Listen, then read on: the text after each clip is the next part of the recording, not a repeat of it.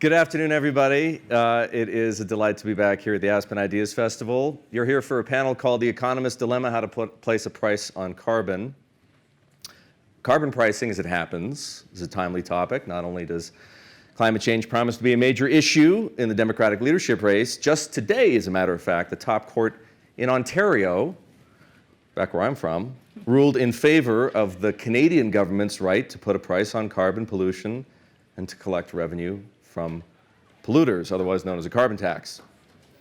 Let me introduce our panelists. To my left is Alden Donnelly. She's a consultant who specializes in the economics of carbon reduction. She's a co-founder and director of carbon economics at Nori, a blockchain-based carbon removal marketplace.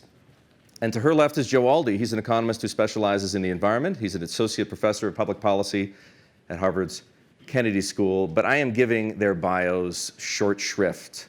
I encourage you to read about them on the Aspen Ideas app, and furthermore, to explore more of what they've written and said via the internet in the days ahead. A couple of housekeeping notes. Please silence your phones if you haven't done so already. And there will be Q&A at the end, so get your questions ready. I'm going to begin by saying this. As your moderator, I take no stake in the proceedings, but this panel accepts the science as real, which is to say there's already enough carbon in the atmosphere to permanently warm the planet and to raise sea levels and cause various other forms of irreversible destruction. And if the warming isn't curtailed, the changes will be so extreme as to perhaps threaten life as we know it. The challenge, of course, is figuring out how to formulate policy that reduces greenhouse gas emissions without doing major damage to a global economy that still generates the vast, vast majority of its energy by burning fossil fuel and mostly not accounting for the social cost. And I have to presume that's how you all ended up here, looking for a few answers. It seems the best place for Alden and Joe to start is by giving you a sense of what in the way of carbon reduction policies are in effect now, and importantly, why they're wrong-headed and ultimately ineffective. Then we're going to move on to talk about what would be effective, and finally, we're going to try, time permitting, to contemplate some of the more ambitious goals for carbon reduction that are out there and the kinds of radical solutions that might be required to reach them and whether they are economically feasible. We'll start with the status quo. Joe and Alden, you've both studied and are deeply familiar with all the various regimes, past and present, in place to tackle the carbon problem.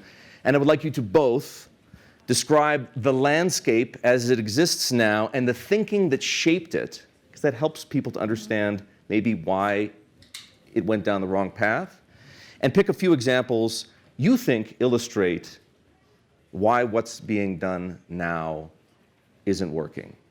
Who wants to start? You go.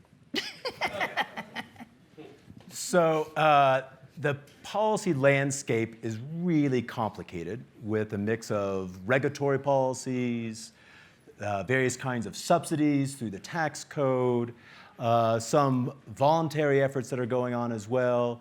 And some of these are occurring in the United States at the federal level, at the state level, and the local level. And the challenge is at the end of the day, what you see are the result of, in some cases, very effective lobbying to get policies that may benefit a specific sector or specific technology. It may actually make some progress in getting us and reducing some of our emissions. But if we're really going to make the next step, if we're really going to transform the foundation of our economy, which has for more than 100 years been built on fossil fuels, these kinds of small sector-specific, technology-specific policies aren't going to cut it. One reason why they're not going to cut it is because when it comes into the regulatory space, anytime the administrator of EPA or the Secretary of Energy issues a new regulation, that's when the lawyers get busy. And we end up in this long legal process. So when I was in the government in 2010, we talked about if we didn't get legislation to address and price carbon, we would move forward with a regulatory approach. It wasn't until 2015 that the Obama administration came out with the Clean Power Plan, which is actually a fairly thoughtful, given the constraints of the Clean Air Act, a fairly thoughtful way to address carbon pollution. But it immediately went to the courts, got stayed by the courts. We have an election. We now have a replacement that will truly do nothing, that was just finalized by this current administration just this month. And so the problem is with regulations is sometimes we end up going something very narrow. We'll do the power sector. We're not really doing it much. We actually have to say what's the feasible technology and not sending the right kinds of signals to drive the innovation, to bring new technologies that a government regulator can't even imagine today into the marketplace. If we start doing what we're going to do a subsidy on this technology and that technology. And so if your lobbyist is effective to get that subsidy for your technology, that's great, you win. But if you have a technology that's not getting favored, you're not getting the capital you need to be able to demonstrate the commercial viability of that technology. And so that's why I think there's a lot of interest in designing the next generation of policies that tend to be technology neutral and industry neutral to really give the right incentives to entrepreneurs and innovators and companies to figure out the lowest cost ways of reducing their emissions. Before we get on to examples, Alden, I would like you to pick up on where Joe left off. Give us your view of the landscape, how it took shape, and maybe let's also venture beyond the borders of the United States. We can talk a little bit about what's going on perhaps in Canada. We can talk a little bit about what's going on overseas in Europe. Carbon tax, got its first foothold in Sweden, I think, back in 1990. Give us a sense of what's happening out there. A lot of confusion, and this is, I guess, a time for confessions. From 1989 to 2002, I was probably one of the most aggressive promoters of cap and trade as the policy strategy for greenhouse gas management around.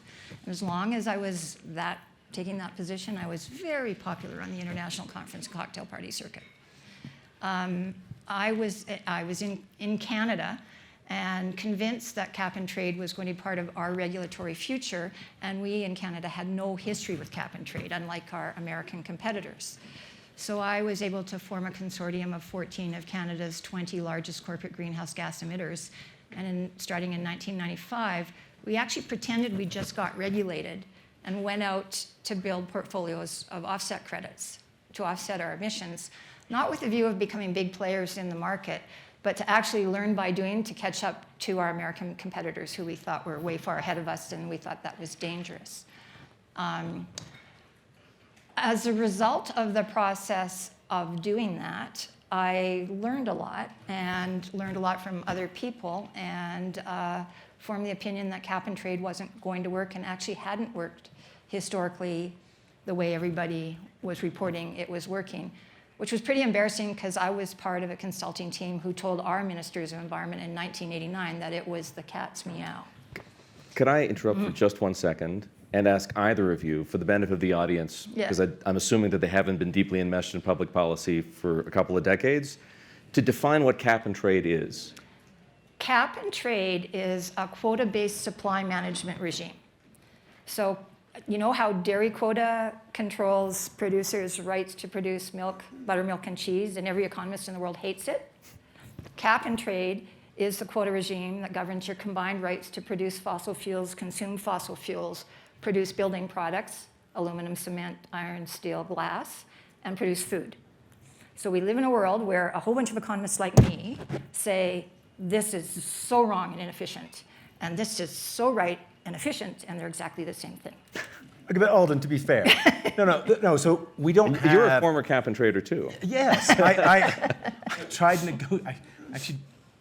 10 years ago this week, I was negotiating with Hill staff on what became the Waxman-Markey bill that actually passed, which was sort of the high point, I would say, in the history of U.S. climate policy. It's sort of sad to say the high point was a bill that never passed the Senate. But when we think about, say, quotas for dairy, there's not a fundamental market failure there. That's a function of sort of the capture from political interests to wanting to sort of secure for the incumbents their market. Whereas for pollution, we have a problem that the market is producing too much of it. If I am a factory, I care about limiting my costs when I'm producing goods, and I'll think about that in terms of my labor, my materials, and the investments I'm making in the factory. But historically, I haven't had to care about the pollution coming out of my smokestack. And so the point of cap and trade is to say, if the factory owner realizes that there's a cost to putting something out of my smokestack, I'll start to figure out really efficient ways to reduce that pollution. Because that way, I then have to spend less to go buy the right to emit from someone else. Or if I have surplus rights to emit, I can actually make that a revenue source, and I can sell that to someone else. And in the United States, the reason why we've been championing cap and trade, I worked in the Clinton administration during the 1997 Kyoto negotiations, and we pushed hard on cap and trade. We were pushing hard against the Europeans who were adamantly opposed to cap and trade. And then 8 years later, they launched the world's largest cap and trade program for carbon dioxide. But we did that because we did have successful efforts in using cap and trade to drive down the emissions of sulfur dioxide in our power plants by cutting them in half. We had an effort to cut our nitrogen oxide emissions from our factories and our power plants and cut those by 40%, showing that that actually saved probably several thousand lives a year. So we have this positive experience in trying to use cap and trade. And yes, we do it quotas. This is a quota. It's a tradable quota. But it's for something that we know we're emitting too much of, and we ought to be limiting it, in contrast to putting quotas on dairy, which is a function of having a complicated farm law that dates to the 1930s. So I won't presume to know what might have happened if Waxman-Markey was passed into law. But including the acid rain program, I cannot show you a single cap and trade program in US history where the quota supply ever actually formed a cap on the emissions, including the acid rain program. I was very much part of the crew that was sure that cap and trade was a replacement for regulations. If you actually read the Clean Air Act amendments, 80% of the greenhouse SO2 reductions that are attributed by many to the cap and trade regime were fully engineered in place 2 years before the cap and trade regime was in full effect, and those were directly because of other amendments to the Clean Air Act that imposed new state implementation plan limits into permits. In the SO2 regime, the total SO2 allowance supply every single year of its existence exceeded the maximum physical and permitted capacity of all of the covered units to emit. And today, and through 2045, under that law, the then owners of the 110 dirtiest plants are still receiving 8.7 million free SO2 allowances every year because the law said, if you shut down your old plant, I'm going to give you SO2 allowances through 2045. And they're still getting them. So how did things evolve from a focus on cap and trade to, from what I understand, and correct me if I'm wrong, more of a focus globally on carbon taxing?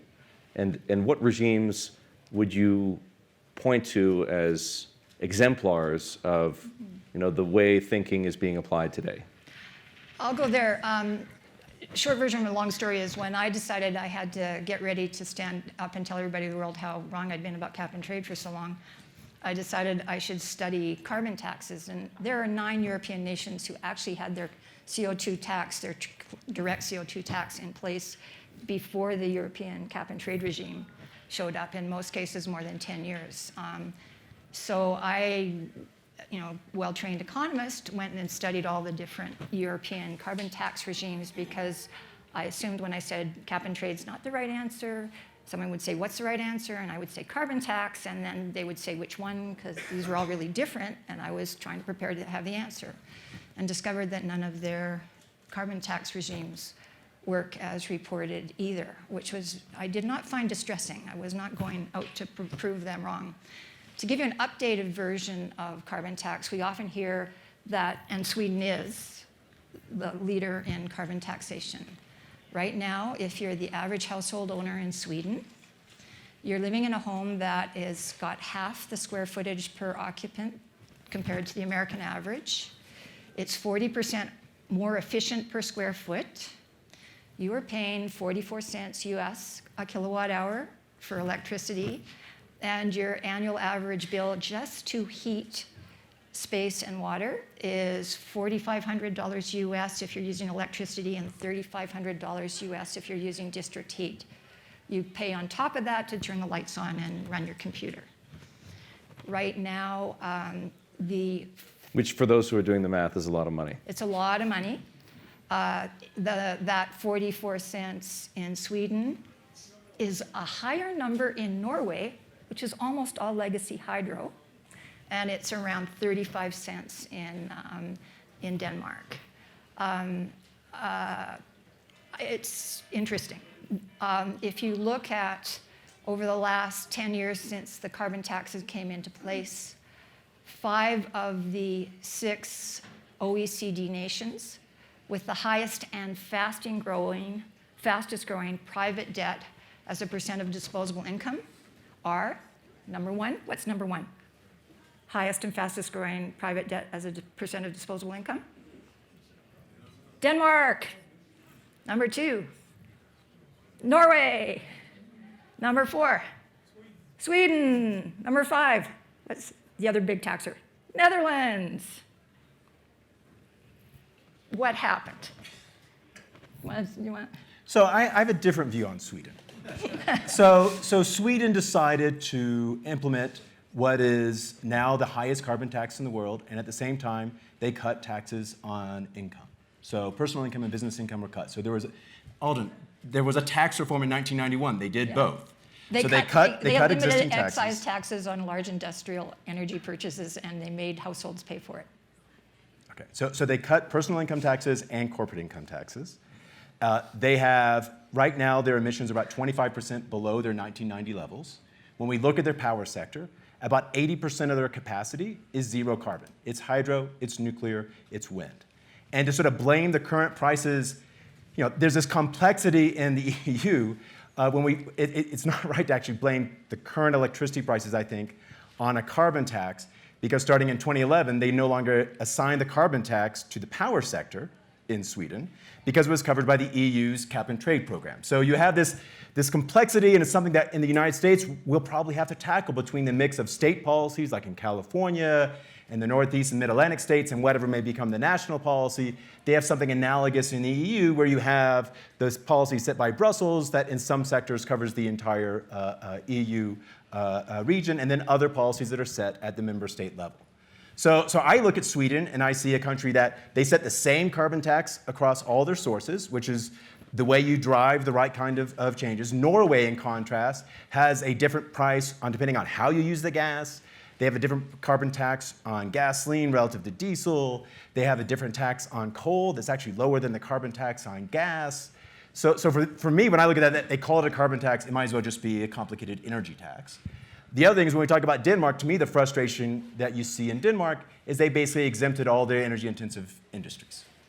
And so there's sort of smarter ways. Did Germany sort of do the same thing? What's that? Germany did something similar? Well, they don't have a carbon tax. No, they don't, yeah. One thing they did in Germany is when they decided to have a big push out in subsidizing solar, they subsidize it on residential power rates, but not industrial power rates. They have something else. They have something called an EEG, which most Germans understand to be a special charge that's only on residential and small business bills, not large consumers, which most Germans understand to be the premium they pay for the German renewable initiative.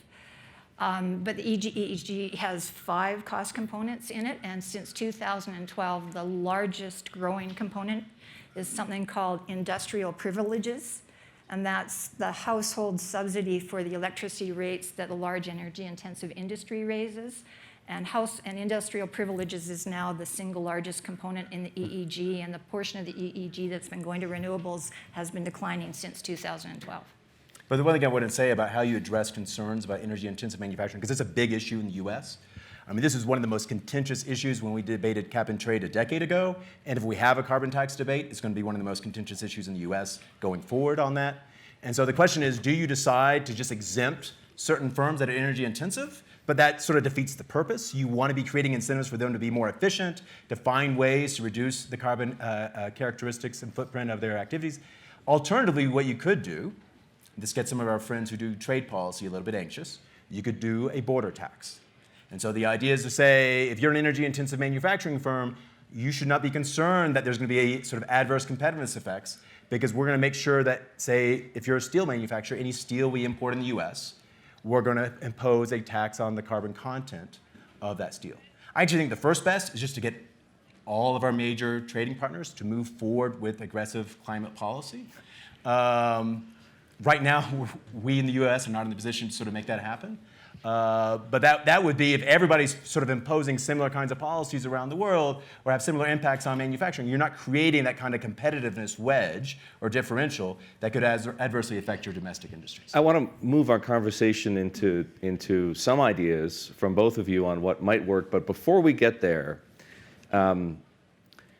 is there anything happening at the federal level beyond what we hear from the president and perhaps a few select other people in the administration that does give you a sense of hope and perhaps even optimism for what might come out of this government, either between now and the election, which I suppose is unlikely, or perhaps after that if Trump is reelected? For me, modified Q45. So does anybody know? Everybody knows what that means, right? You don't know your Internal Revenue Code? At least not that part of it? In the 2018 budget, the Trump administration put in a tax credit for electric utilities to install carbon capture and storage.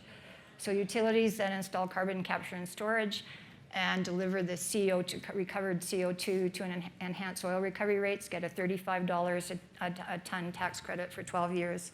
And if they inject the CO2 into a permanent saline reserve, it's $50 a ton. I would argue you're still not going to see what people think of as CCS happening in the US, because I know there are other estimates out there, but I think the cost range is about 110 to 140 bucks a ton. So I don't. The subsidy would, in other words, need to be a lot larger to incentivize them to do that. But recently, a group appealed to the IRS and got the same tax subsidy applying to direct air capture, which was part of the process of Occidental Petroleum deciding to invest in carbon engineering. But there's another one that nobody's talking about yet. In my real life, I'm working with a team that's trying to build a blockchain-based dedicated carbon removal marketplace. And there's a group of very important ag industry leaders and some other players who are about to go to the IRS and make what I think is a very strong legal argument that US food producers who draw down carbon and can prove they're storing it in their soil root systems and built environment also qualify for Q45. Now, let's put that in context. I estimate that if farmers had a secure cash flow of $35 a ton, US food producers could be adopting regenerative practices and drawing down incrementally between 400 and 430 million tons a year for the next 30 years. So that's the biggest play the US will ever see. And so the IRS discussion hasn't happened yet, but that could change everything. And it couldn't happen at a more perfect time because US food producers have been broke since 2014. They need a new source of revenues from new sources. So. Joe, what about you? So I think there's two things. One, it's amazing over the past decade how much we've seen costs come down for a lot of technologies.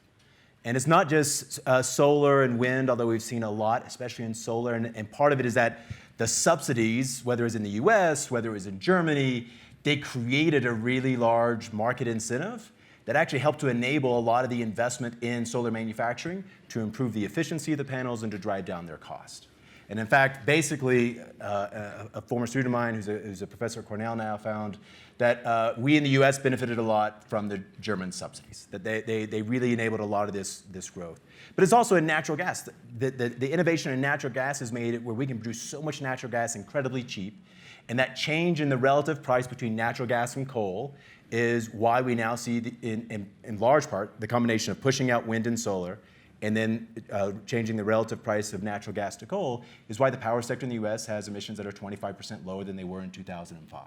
About half of that is the renewable investment, and about half of that is the shift over to natural gas. So one is we have a lot more low-cost technologies that makes it much more feasible to have stakeholders in the business community say, yeah, we can do this, we can actually do more. And for people who may be concerned about the cost to say, oh, the costs don't look nearly as high as we thought they might have been in the past. I mean, when I was working on this issue during the era of the Kyoto negotiations, the critics of the Kyoto Protocol said this was going to be worse than the oil shocks of the 70s for the US economy. And part of that is because we were at a time where we just couldn't produce a lot of our energy. We were a large importer in oil, we were an importer in gas, and we thought we were going to be large importers of those forever.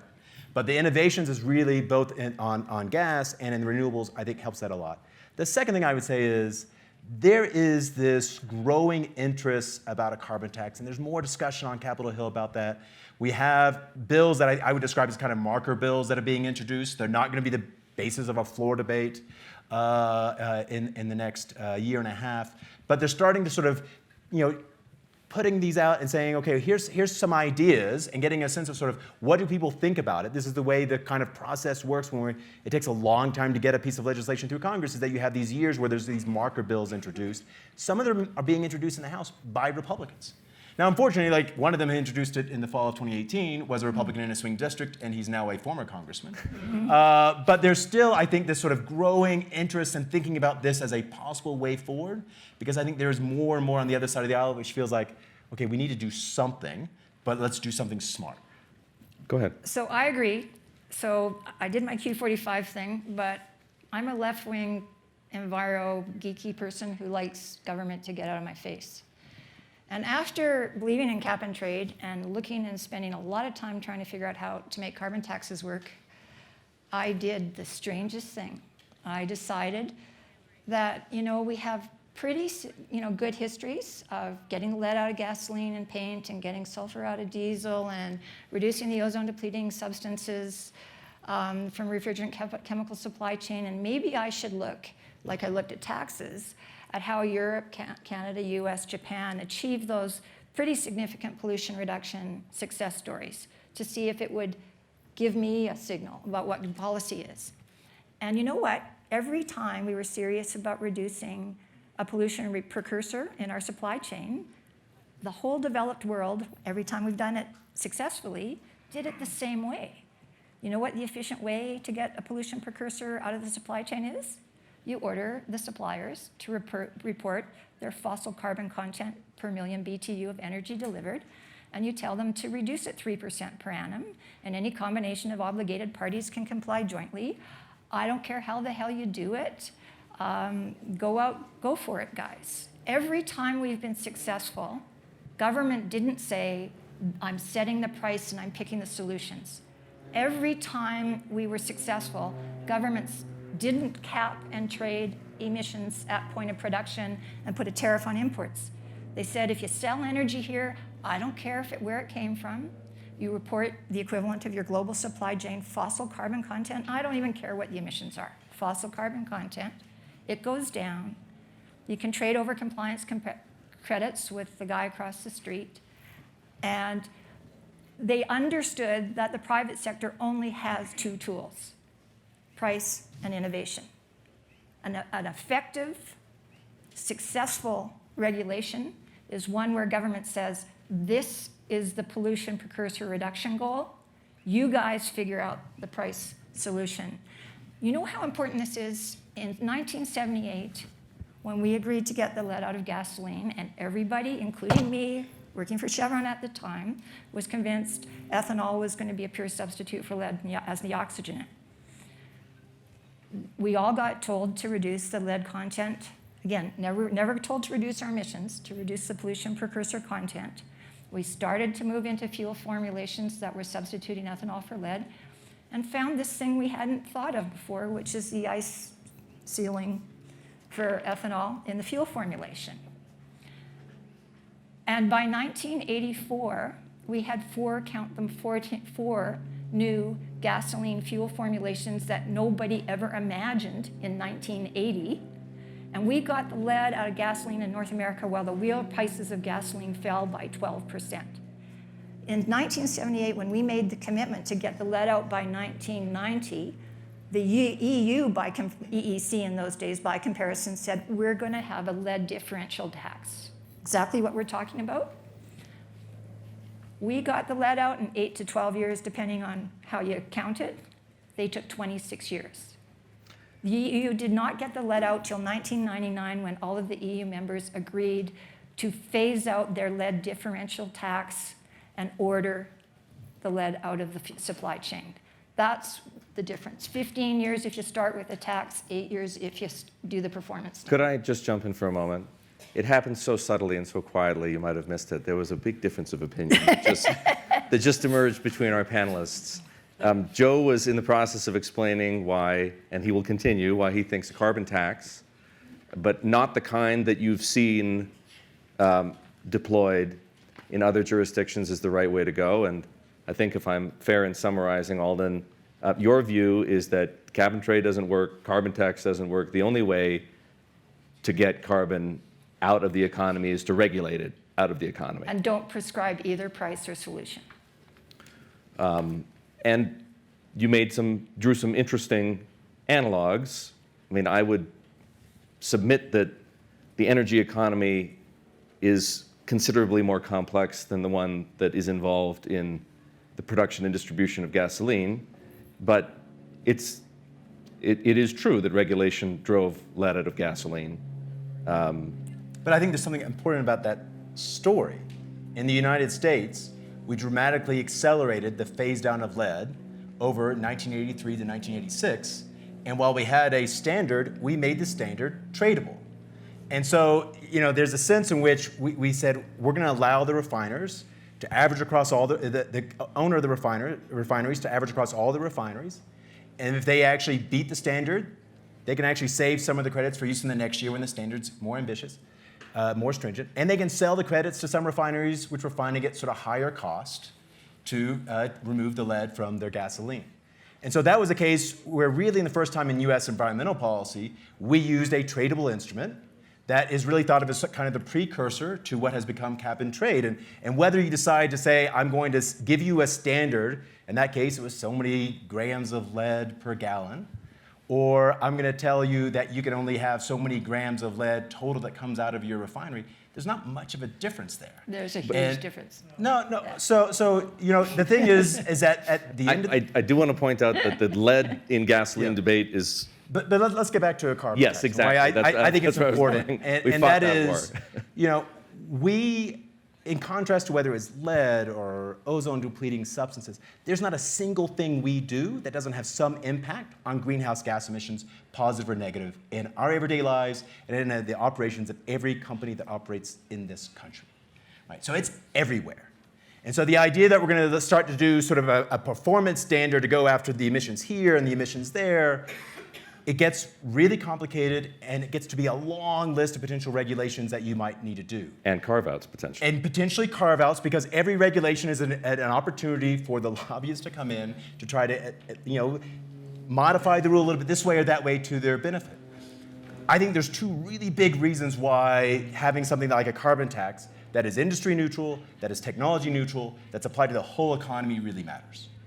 First, what our industries today is changing, right? So it used to be that if you were trying to move around, you never really thought about the price of electricity.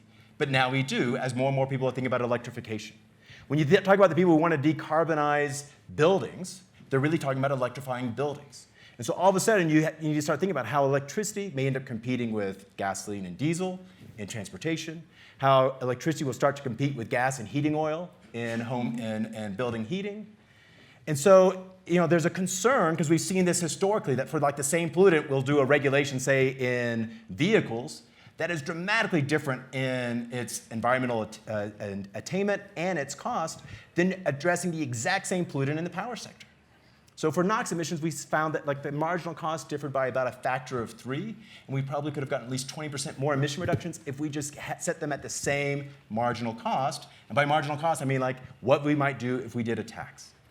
The second thing is, this problem is going to require us to eventually get down to net zero emissions. We've got to be pushing everywhere, and we've got to be pushing innovation incentives everywhere to eventually get to that goal. And so my concern is that when we start doing sort of a patchwork approach or a technology-specific approach or an industry-specific approach, we're not going to be delivering all those signals we need to get the emission reductions down throughout the entire economy. And part of it is when I think about what we need to do as consumers of energy. If you look at the long-term scenarios and what they might mean, what we have to do globally to limit warming to 2 degrees C, we probably have to cut the energy intensity of our economic output by about 90%. That means a lot of energy efficiency. That means a lot of conservation. And the tough thing is, those models suggest that we're probably over the century going to probably half that energy to GDP already. So there's already a lot in the baseline, and there's a lot more we have to do, and that's why I think we need policies throughout that are going to affect the decision on those who are consuming energy, not just changing the incentives of those who are thinking about the composition of energy. Alden, before you jump in, I want to make sure that I'm clear on one of the points that you make and that people understand. What you're talking about, Joe, is not, and you mentioned it, it's not taxing emissions. It's not taxing the use of carbon, it's taxing carbon at the source, at extraction, right? So the way most people talk about this in the US, what you see in the legislative bills, is that you would actually be taxing the carbon content of fossil fuels. Now, one thing that's attractive about that, I emit fossil fuels out of my house when we burn gas to heat our home. It comes out of the tailpipe of my car. It would be a bit of a headache if I had to comply with a tax and actually measure the emissions coming out of those. You don't have to do it this way. If you focus on the carbon content, you're focusing on about 3,000 taxpayers. And by the way, all those who do the petroleum and the coal are already reporting the information to the IRS that would require you to add one line to 2 separate tax forms, and they could administratively, this would be incredibly easy to implement the tax that they would be collecting and paying. I totally agree. You've got all the data. We in Canada don't. So that's, and and we're both talking about whether it's taxing or putting a reduction obligation in place, controlling, and I think this is important, we agree, the pollution precursor. And every time we've been serious, we ended up going In other there. words, start with the fossil fuel. Start with the most efficient way to get the fossil fuel out of your supply chain is to order, in my view, the fossil fuel out of the supply chain. The only difference between us is you're saying tax it, and I'm saying no, just order it out. So the difference between us is I'm saying when you're taxing it, you're still giving government the role to set the price or attempt to set the price, and I don't have confidence in that. But otherwise, we're in the same place. But I also want to sort of say, I take offense not just to you, because you're a great guy, when people immediately talk about what I'm saying is a patchwork. I got the opportunity to write a piece of legislation to cap greenhouse gas emissions in Nova Scotia in 2008 and 2009. Small province, simple, da-da. I didn't get to go to the full performance standard regulation I wanted to go, but I got to control what got supplied as opposed to emissions at point of production. So in other words, a similar principle. A similar principle, the legislation is 11 pages long. And Nova Scotia's emissions today are 28% below 2005 levels, consistent with our law. And they are transitioning directly from coal to renewables.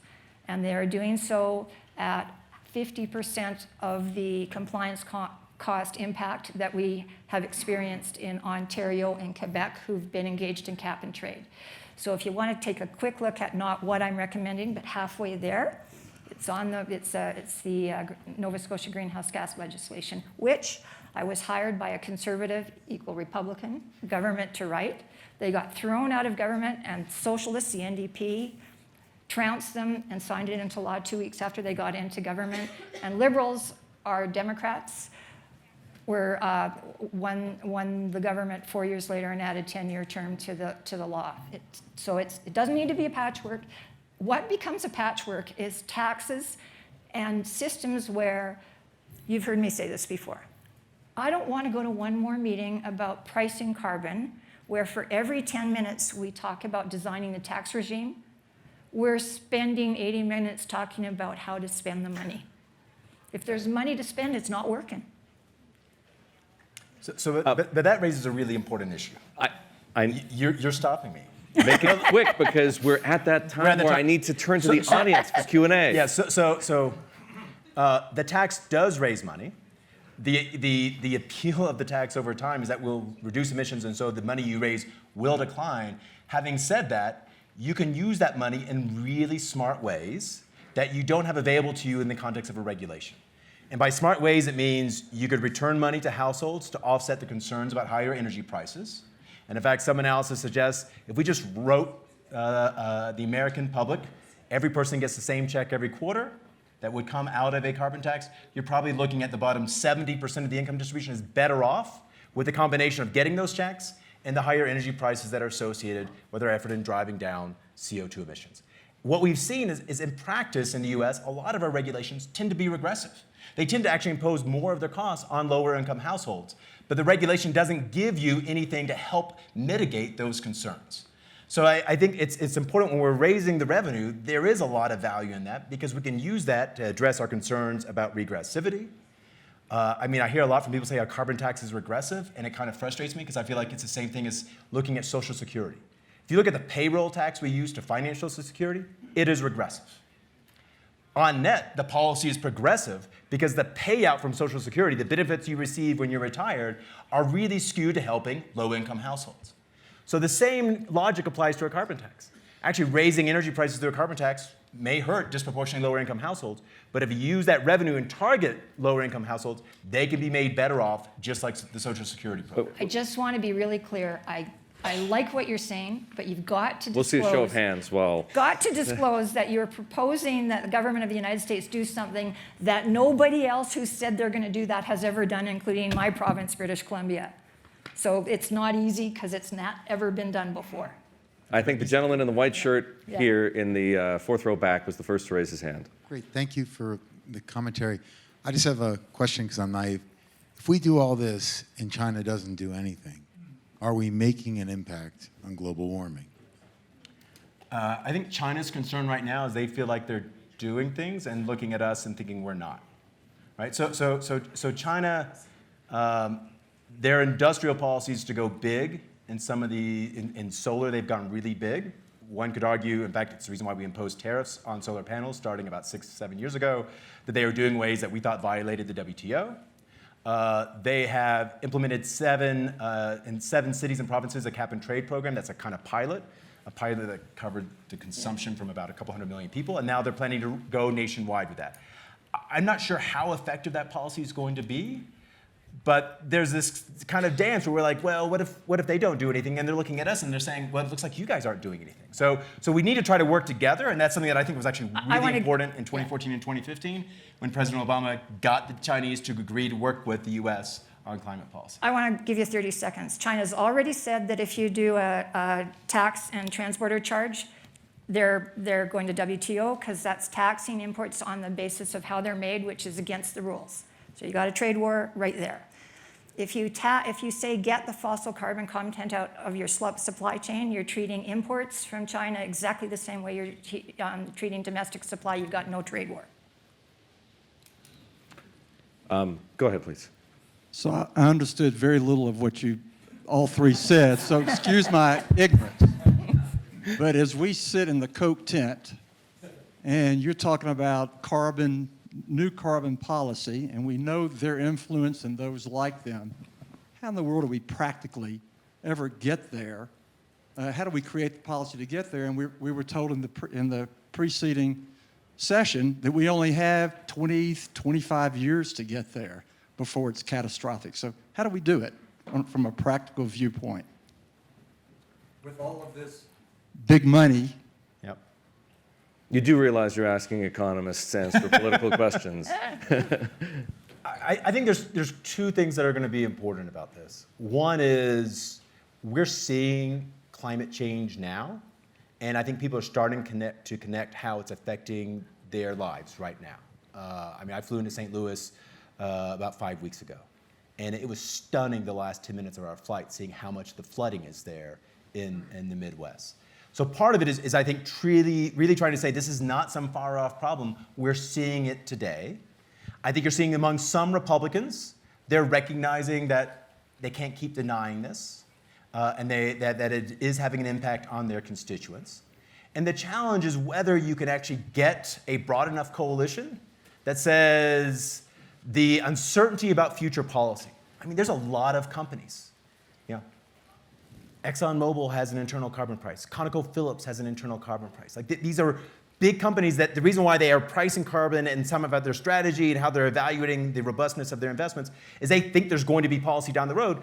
They all have different prices. They don't know what it's going to be. And I think there's an appetite among many in the business community, even those who sell hydrocarbons, they just want to have some certainty over the policy framework. And if they can work together with some of those from the environmental community to say, hey, what is a thoughtful path forward that gives business predictability about cost and delivers significant environmental improvement, that may be the basis for a winning coalition that you can get across the finish line in the House and the Senate. Gentleman here in the white shirt. Thanks. Well, my glasses come up. Read something from Noah Kaufman. For those who don't know, Noah Kaufman is the climate and energy economist, Columbia University Center on global energy policy, formerly White House with WRI and whatnot. And just to the comment, I mean, we're hearing that it hasn't worked. First of all, there's carbon pricing in over 60 jurisdictions worldwide, over 40 countries, varying degrees of efficacy, essentially based on the price. We're arguing over the price.